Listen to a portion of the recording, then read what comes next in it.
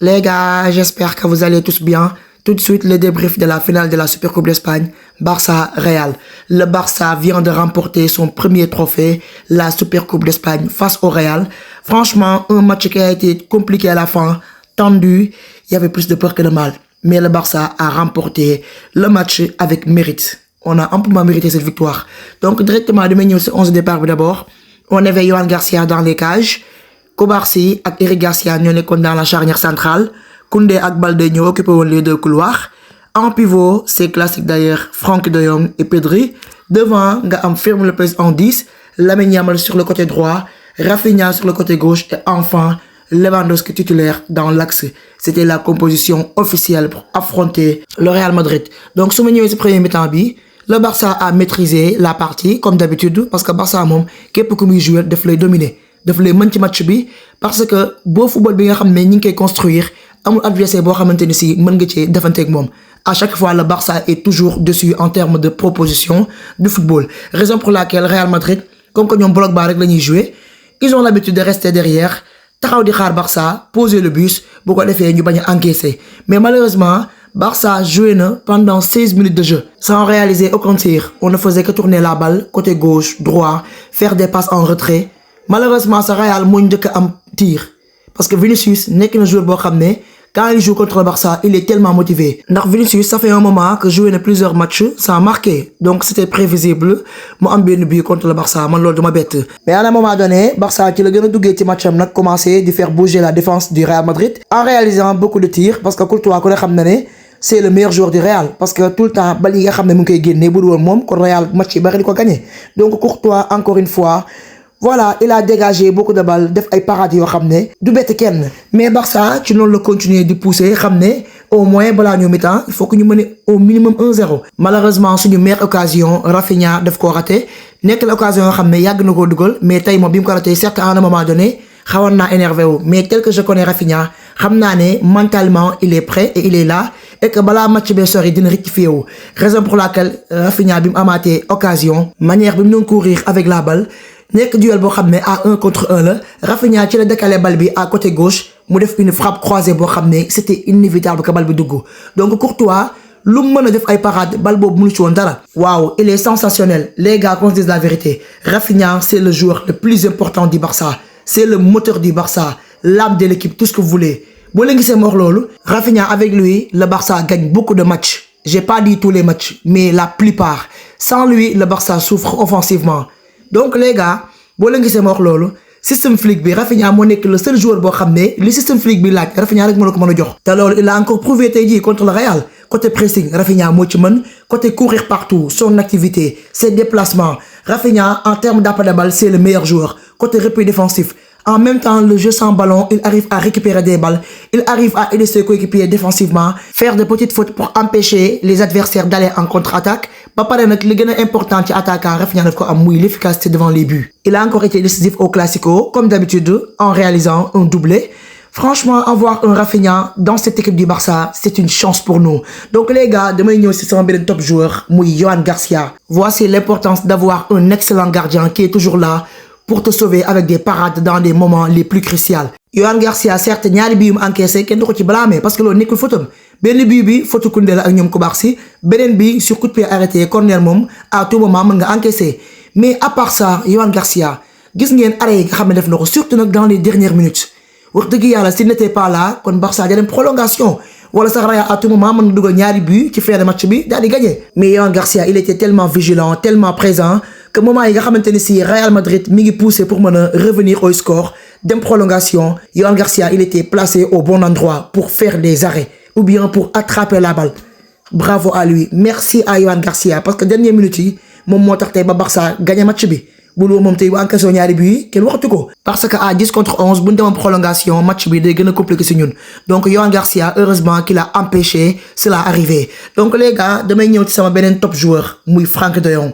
Incroyable Frenkie de Jong temps yii moom damaa gën a kontaan ci moom te boo leen xoolee pourtant Frenkie de Jong tey moo gën a joué Pedri lu rare. Frenkie tey il a été meilleur que Pedri franchement ci Classico tey bi malgré que Pedri il a encore fait un bon match na Pedri moom li muy floppé bariwul.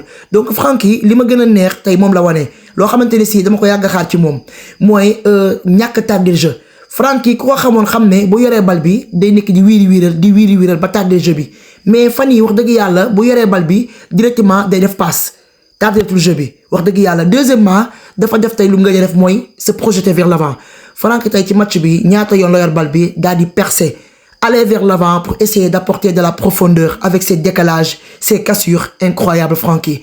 Ba pare nag temps yi mi ngi jouer ci intensité temps yi Frenkie physique bi nga soxla ci match yi mi ngi la koy jox. Franchement, il a réalisé un excellent match. Malgré qu'à la fin, il a un carton rouge, mais il a fait son match. Il a été à la hauteur, à côté de Pedri. Donc, bravo à Franck de Jong. Parce que le joueur bonnet, quand il y a ses défauts, il a améliorer match après match. Donc, Franck est il a ses défauts, il a une intensité de match, il a projeté vers l'avant, il a joxe bal lu gaaw te bañ ko tardel lolu temps yi franchement mi ngi rectifier man benn défaut rek la xamné mo dess ci mom te wané ko moy Frenkie su waré tirer du tirer lolu j'espère que dina ci améliorer wu bu nekké dans la surface de réparation au lieu que muy faire la passe nay jéma tenter essayer de marquer comme les autres parce que milieu tamit du la té mën dugal but. Donc Frenkie franchement j'ai adoré son match, bravo les gars. Suma ñëw ci Lamine Yamal tay li ma neex ci matcham certes nak c'était pas un Lamine Yamal en forme mais Lamine Yamal il a fait un bon match, il s'est géré tay dafa jouer ak xel dafa mousse ba paré li ma neex ci mom moy avant match bi tay dafa ben histoire dugalul ben publication bo xamné day provoquer xeyna li amone ci classe ko bu ñëk ba xaw daf ko xawa yar touti. Donc Lamine Yamal li lañ bëgg muy concentré ci footballam te moytu di poster ay provocation wax du n'importe quoi. Donc Lamine Yamal en tout cas dans ce match là xawna sono tay Carreras parce que Lamine Yamal da doon jouer ak xel contre Carreras diko deflo ay faute xam nga mais ci ko faute les gars waxante deug rek amna faute bo xamné Carreras il méritait un carton jaune parce que daf ko piétiner mais arbitre bi dafa laisser passer arbitrage après dina ci ñew. Mais en tout cas Lamine Yamal dans ce match là il a tenté des choses, il a réussi surtout dans la dernière minute avant que ñu koy remplacer wàccoon na tout comme les autres pour mën défendre et aider ses coéquipiers génnee bal bi touche ba pare nak tuer le temps avec ses prises de balle. Donc Lamine Yamal il s'est géré certes nak ce n'était pas un grand Lamine Yamal comme la saison dernière mais au moins il fait l'essentiel. Donc chaque Catalan damay ñëw ci biir Vinicius bi wax dëgg yàlla bu waxantee dëgg rek lii war woon dugg Koundé daf ñoo yàpp Koundé mënu à chaque fois adversaire bu nekk di ko dévancer comme du n'importe quoi. Regardez-moi cette image, Vinicius l'a laminé, bouffé, tabassé comme du n'importe quoi. Bi normalement Koundé il devait faire quelque chose parce que moment yi nga xam ne Vinicius récupéré na balle bi Koundé dafa waroon a muus waru woon a bàyyi Vinicius di ñëw daf ko waroon teel a gêner ndax Vinicius moment yi muy gëstoo pour mën a accélérer Koundé waroon na au moins dégager balle bi en touche wala mu jéem a def une petite faute coup franc.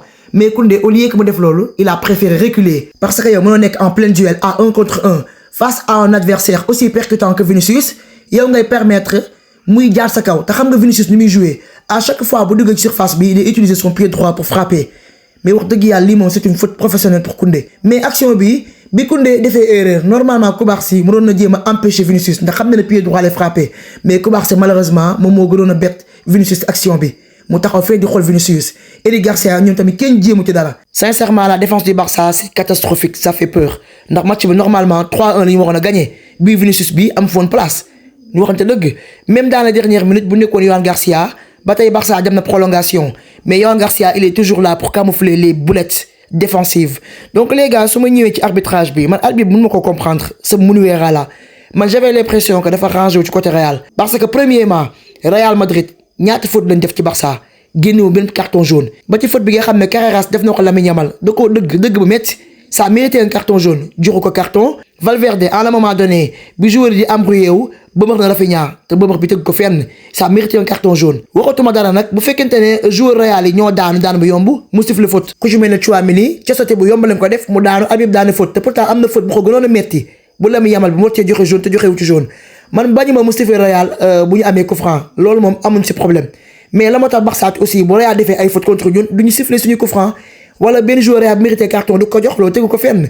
Donc arbitre yi match yi nañ koy yamale franchement même dans les dernières minutes au lieu que mu gaaw siffler parce que match bi jeexoon na 95 minutes de jeu mu continuer di bàyyi Real di égaler action am te match bi normalement daf ko woon siffler. Donc arbitre parfois wax dëgg yàlla li ñuy def ni c'est injuste mënuñu à chaque classico arbitre def ay erreurs yoo xamante ni si daf ñu xaw a porter préjudice mais heureusement que Barça basé wu ci arbitre pour gagner. Ñun suñu football lañuy basé wu jouer gagner on a mérité notre victoire parce que match bi yëpp Barça ko joué certes Real nag ci deuxième mi-temps bi ci début bi doon na commencé di réagir nànk-nànk mais après le Barça daal di reprendre la maîtrise du match continuer donc match bi ñoo ko dominer ñoo ko maîtriser ñun kese ñoo proposer football Real proposé wu dara bloc bas kese la doon def donc victoire bi on l'a amplement mérité. donc les gars damay ñëw ci Mbappé parce que Mbappé li ma reetaaloo mooy Real daf koo paraxee te ñoo fa waxoon daa blessé pendant 3 semaines te li ma jaaxal 3 semaines yi une semaine yi jeexagul.